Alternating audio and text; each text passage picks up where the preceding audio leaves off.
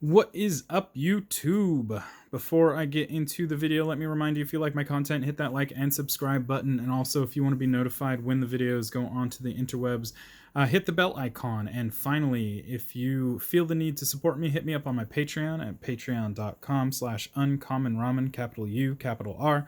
I do all this in my free time, so any amount of support can help me bring more of this content to you more often. So today we are going to be taking a look at Kathril Aspect Warper, and it is the last of the pre-constructed decks that I modified. Way back when I first started this whole project of doing deck techs, I mentioned that I had taken apart something like 32 pre-constructed decks, and really what it was that I took apart 28 of them and I modified 6 of them. Some of those were Anye, Anawan, and Lathril elves, and Kathril was amongst them. So we're going to take a look at this.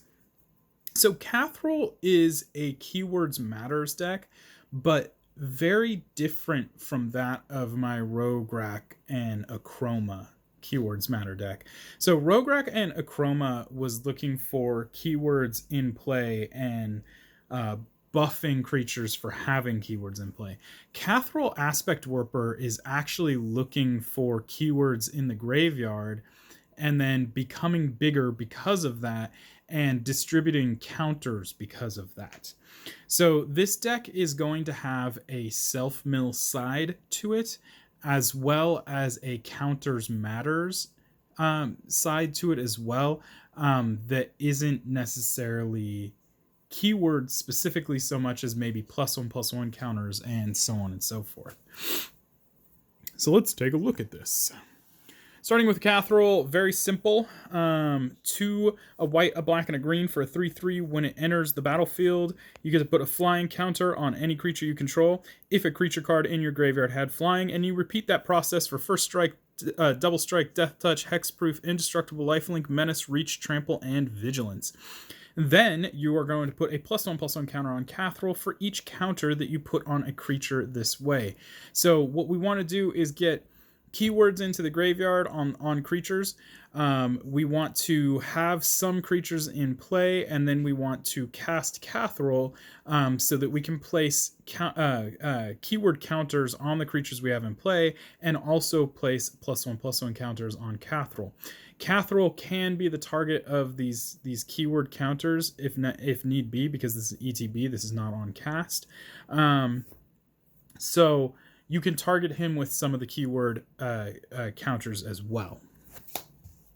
So the first thing we are going to look at are the creatures and other things that give keywords. These are going to be hard keywords, not counter keywords, but as I come across some of these that also create keyword counters, I'll point them out. This is also the deck that I had to modify the least amount. Most of the decks that I modified, I had to modify between 40 and 60 cards. In this case, I think I modified 20 cards. So most of this is actually still stock from what was given to us, and a large portion of what I did modify was the land base. That isn't to say that I didn't modify things like, for instance, this Leyland Prowler, which did not come in the deck. So again, this is going to have a lot of creatures that carry keywords. Sometimes there's quite a few keywords, sometimes there's only one keyword. If there's only one keyword, there's usually a reason why. So we got Leyland Prowler in here. We have Acidic Slime in here. This doubles as not only having a keyword, but also as a way to destroy artifacts, enchantments, or lands. We also have Questing Beast. Questing Beast is just an all-around great card. If you could put this into play, this is one of those creatures you want to put in play. But also from the graveyard, Kathril will see 3 different keywords on it. Can't be blocked by creatures with power 2 or less. Creatures that deal damage from that you control can't have that prevented, and also if you deal combat damage to an opponent, you can deal that much damage to a Planeswalker as well. So just a really good card all around. Vampire Nighthawk, again for a ton of keywords. Aerial Responder is the white version of Vampire Nighthawk.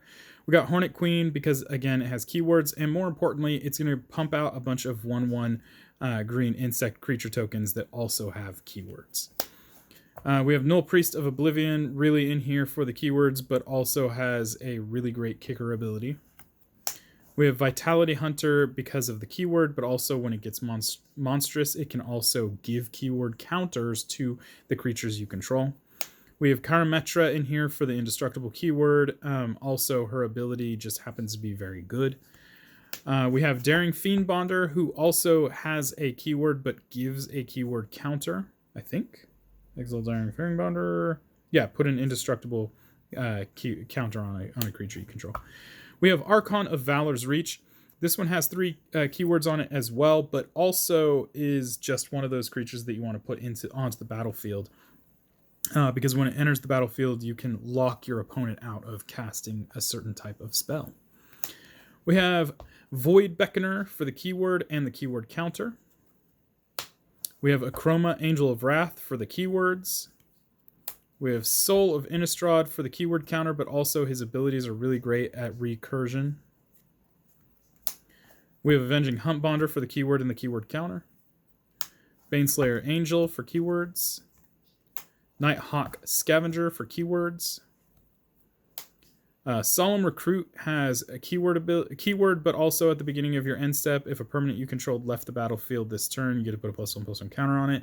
So we're doubling down with not only keywords, but also counters.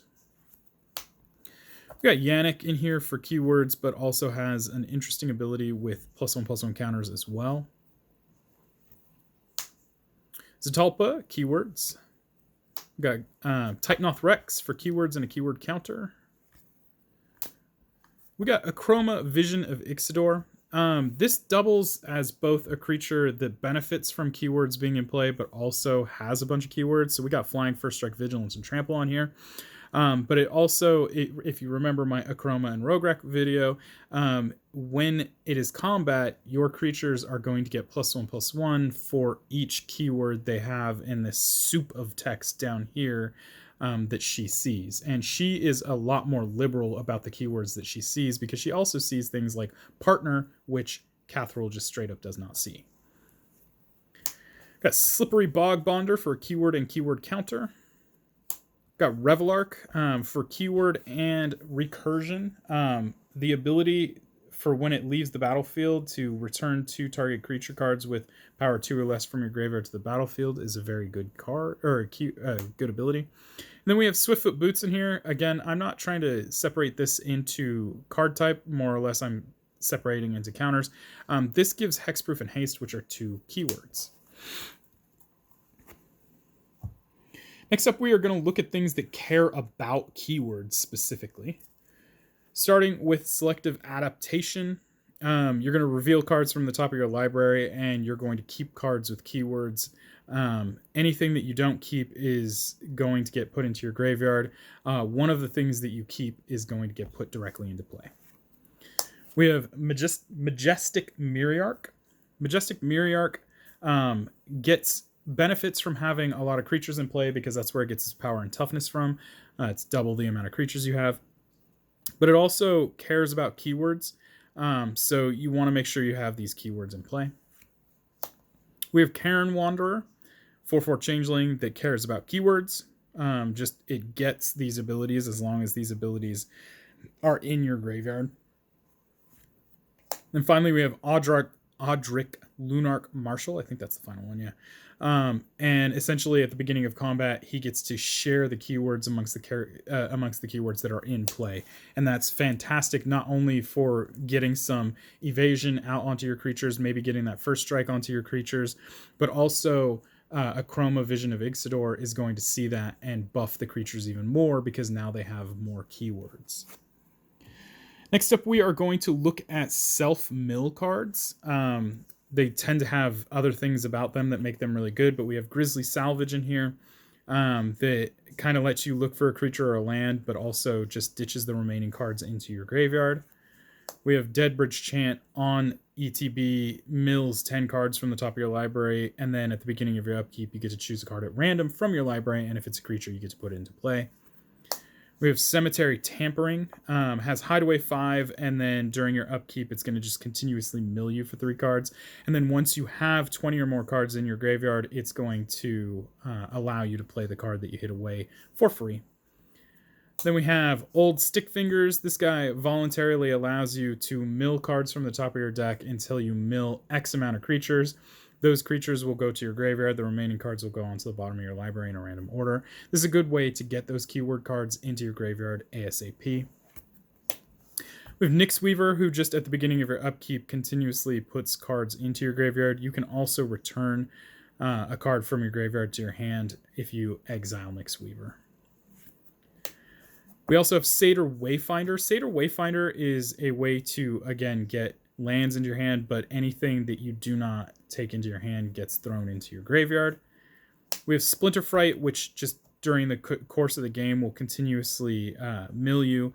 And let's see, its power and toughness are each equal to the number of creatures in your graveyard. So I think that's a lot like Stick Fingers, isn't it? Yeah. Power. So it's got the same power and toughness clause. But at the beginning of your upkeep, you mill the top 2 cards of your library. And then finally, we have Taeum. I think it's Taeum. Taeum Luminous Enigma. This one is going to allow you to get keyword counters. And then as well as getting the keyword counters, you can actually remove counters to mill your deck. And then when you mill the deck, you actually get to return. Is it from the cards that you milled? Into your graveyard, then return a permanent with converted mana cost 3 or less. No, it's not even from the cards that you milled. You just get to return a permanent with converted mana cost 3 or less from your graveyard to the battlefield. So just really, it really makes sense in this kind of a deck when you're putting creatures into your graveyard. Some of those creatures you want back, this will help you get them back. Not to mention give a bunch of keyword counters. Next up, we are going to take a look at utility cards in here that are in here for various different reasons. We start with Ever After. This is another recursion spell. We're just going to keep reanimating things in our graveyard. We also have Unbreakable Bond, which is another reanimation type spell, but also gives a keyword counter. We have Eerie Ultimatum, which is the ultimate reanimation spell, and this is a way to possibly close out the game. Doing this, it will empty your graveyard, which means that that Kathril will no longer have anything to see, so you probably want to cast Kathril first. We have Unburial Rites. This is a flashback reanimation. We have Harmonize to draw cards. We have Despark for spot removal. We have Abzan Charm, which gives us the ability for spot removal or to draw cards or to distribute counters. They are +1/+1 counters, but the point is that we want to do counters because counters actually matter in here, and you'll see why later. We have Blood Curdle, which is spot removal and a keyword counter. And then we have Ozolith. The reason that counters actually matter in here, not only is Kathril putting out keyword counters, he is getting +1/+1 counters, and there's quite a few things in this deck that are also getting +1/+1 counters, not to mention the numerous amount of things that give keyword counters. And Ozolith sees all of that and stores it and then puts it onto, I believe, 1 creature at the beginning of combat on your turn. If the Ozolith has counters on it, you may move all the counters from the Ozolith onto target creature. So yeah, essentially what it'll do is supercharge a single creature, and that creature will become a problem very quickly. Next up, we have things like Mimic That in here, just to get, it's kind of like recursion, but it's going to be like a consistent recursion. We have Abzan Ascendancy, again for the counters, but also as an enchantment, it sees creatures dying and gives us more creatures with keywords, basically. We have Together Forever, which not only gives counters, but also allows us to return. Is it return? Oh, it allows us to save our creatures. So if something's about to die, you can just pay 1 and have that have a creature with a counter, and that's like pretty much every creature in this deck. Return to its owner's hand and if it dies. So it's a great way to protect your creatures that have these counters on them. It will die, so the counters will go onto the Ozolith, then it will return to your hand. So, super good card. And then finally we have Nikara in here, which does a lot of card draw when creatures die. Or, well, actually when the creatures leave the battlefield, so it's much better than that. We also have board wipes in here. We're going to take a look at these. This is probably the best of the board wipes in here because you can avoid hitting Kathril with this. And Kathril is probably the more important card in here, although, Well, just simply because of how big it gets, and not to mention you can just put all the keyword counters onto Kathril as opposed to other creatures. So destroy every creature except for one that you choose. Then we have, this is not a board wipe, but it has a similar effect here. The idea behind this is that, well, the idea behind board wipes in general is to give you some sort of advantage. In this case, we prevent the combat damage from creatures that opponents control. This potentially leaves them tapped out and with no value, which means that there's a possibility of getting revenge on the crackback, basically. So while it's not a board wipe, it does kind of affect the board in a global sense. And we have Calamnate's Captain. This one is another one of them, another creature that has a keyword, but also when it becomes monstrous, it exiles all artifacts and enchantments. That doesn't sound like a board wipe, because when we think about board wipe, we typically think about creatures specifically, but that's not always the worst thing on the table. Oftentimes artifacts and enchantments actually are, and this does deal with that. We have Cataclysmic Gearhulk. Cataclysmic Gearhulk is kind of a conditional board wipe in here. When it ETBs, you get to choose one of each type of thing, and then all the rest have to be sacrificed. And then we have Sunblast Angel, which is another one-sided board wipe type effect here. The idea here is that you cast this on your turn after you've untapped, while your opponents are all tapped out or very close to tapped out, and destroy all of their tapped creatures. We do have one Planeswalker in here, and its ultimate is what it is what really synergizes with this deck, but it also has abilities like reveal the top 3 cards of your library, put a non-land permanent card revealed this way into your hand, and the rest on the bottom of your library. So this is a good way of getting some of the cards that are incidental, or not even incidental, some of the cards that are just really good for this deck's synergy to pop off. It's -2, exiles a creature, and the controller gains life equal to its power. So it's basically a walking swords plowshares, but it's -9 is really what it's here for. Put 5 +1/+1 counters on each creature you control, and 5 loyalty counters on each Planeswalker you control. It's the only Planeswalker in here, but the 5 +1/+1 counters on each creature you control can shut out a game, not to mention it is counters, and we care about counters. Next we have Tutors. Some of the tutors in here are also ramp, so we're just going to go into that. Whether you like it or not, ramp spells are tutors. Anything by definition that allows you to search your library for a card and put it into your hand or put it on top of your library is a tutor, and that's exactly what ramp spells do. So we have Cultivate in here. We also have Death Sprout, which doubles as not only a ramp spell, but also a spot removal spell. We have Violent Tumor. Violent Tumor is very important here. Not only does it have a keyword, but when it ETBs, you get to search your library for a creature card. Is it a creature card?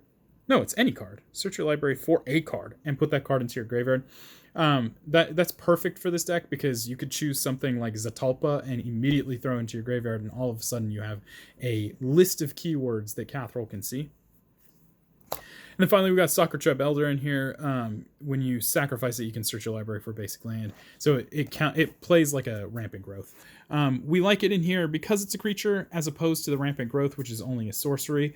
The body really does matter if we want to reanimate it and see it get big, which isn't necessarily the most efficient thing to do, but it is a possibility. And finally, we are going to look at the rocks in here. I separated them from the ramp because I put the ramp in the same category as the tutors. Whether you like it or not, again, ramp is tutors in the form of spell ramp. Rocks are different. So we got Soul Ring, we got Arcane Signet, and we got Commander's Sphere. Next up, we're going to look at lands, and that is the final part of this. We have the Bright Climb Pathway, which I don't actually remember what the other side was. Grim Climb. So Grim Climb Pathway. So we got Black-White MDFC. We have Canopy Vista, which counts as both Forest and Plains. Caves Koilos, Painland. Command Tower, Exotic Orchard. Fabled Passage. Fortified Village, Checkland. Gavany Township's ability for 2 a green and a white, and tapping it, put a +1/+1 counter on each creature you control. That's just super good. We got Godless Shrine, Shockland.